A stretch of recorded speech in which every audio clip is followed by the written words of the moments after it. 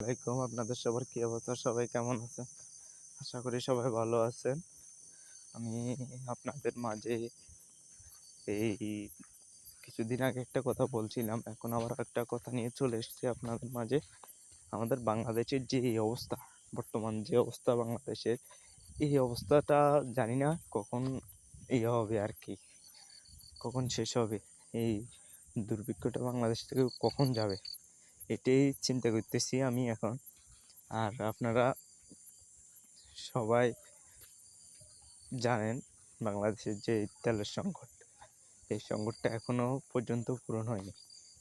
এই সংকটটা পূরণ করবে কে আমি জানি না। সেটা আমি আওয়ামী লীগও বুঝি না, বিএনপি বুঝি না, জামাত ইসলামও বুঝি না, এনসিপি বুঝি না।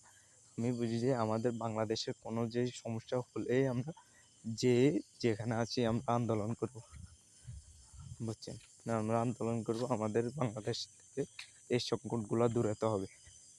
সবাই ভিডিওটা দেখবেন এবং কি চ্যানেলটা সাবস্ক্রাইব করে দিবেন। আল্লাহ হাফেজ, ধন্যবাদ, ভালো থাকবেন।